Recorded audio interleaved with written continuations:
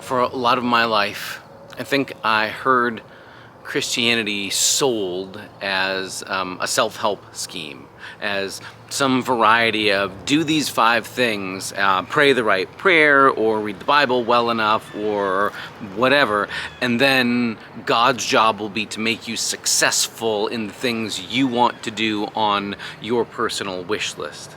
There's plenty of TV preachers, radio preachers, people who've made it big and successful selling books, whose basic version of Christianity is the reason you should be a Christian is it will help you be successful, basically. That you do the right things religiously and then God shows up to make you do amazing, awesome things. You'll be, starting lineup on the team. You'll be the honor roll student. You'll be successful at work. Your kids will be successes as well. I mean, that kind of thing.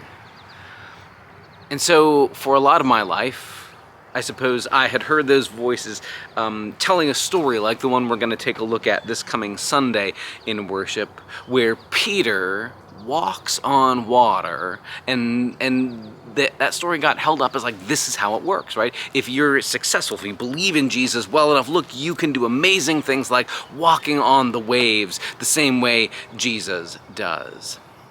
And it's true, this is a story we're going to take a look at this coming Sunday, where Jesus' disciples are out on this boat and the wind kicks up and they start to be nervous and it's sort of stormy, and Jesus, who had left them behind so he could be off by himself and pray for a minute, now comes walking to them on the water, and they're all terrified, right? This is not the sort of thing that happens in life. So Peter blurts out, "Lord, if it's really you, command me to come out and walk on the water." And Jesus says, "Come."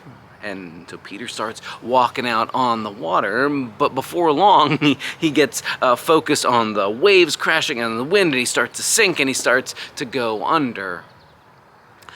I think for a lot of my life, I heard that story framed as this is the model of success, right? Keep your eyes on the goal and you can do anything. You can even walk on water like Peter asked Jesus to help him walk on water, and you too can have amazing success in whatever field you want if only you will. And then they fill in the blank about what 5 things they think you're supposed to do to be a good religious person or whatever.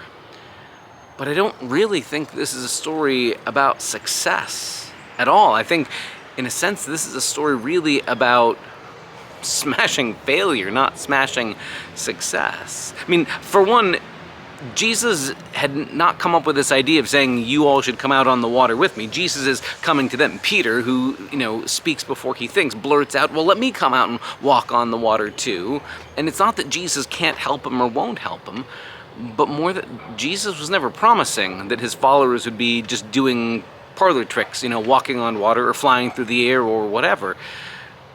Jesus instead promises to be with them and to catch them even when they fall, even when they fail. That, I think, is really what this story is about. It's about what happens when we fail, when even for all of our best attempts and best efforts and even the crazy trouble we get ourselves into when we get ourselves in a jam like Peter, that Jesus is the one who is reliable to hold us, to catch us even when we've made things worse for ourselves. I think at the heart of everything, the Christian faith is not so much about how we achieve our goals or we become smashing successes, but more about how Jesus holds us even when we fail. That's maybe not as glamorous a message, and maybe that won't sell as well as a self-help book will, if that's what you're interested in. But Jesus has never been interested in selling anything. He's instead been interested in grabbing hold of us when we fall, in holding us when we've gotten ourselves into trouble, and in giving to us a love that won't let us go. Maybe you're tired of all the self-help schemes, all promising that you too can be a super smashing success, because the implicit bargain there is you're only important if you are one of those successes. You're only really significant in the world if you've become the success and you've gotten the title and you've gotten the job and you've gotten the raise and whatever. But Jesus is not nearly so interested in selling us that, and instead giving to us the unfailing promise, I've got you. I'll hold you, I'll catch you, even when you've made things more complicated for yourself and have climbed out of the boat and are walking on water and then start to sink. The promise from Jesus is, I've got you no matter what. My love will not let you go.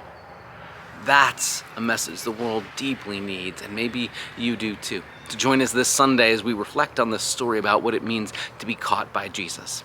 See you then.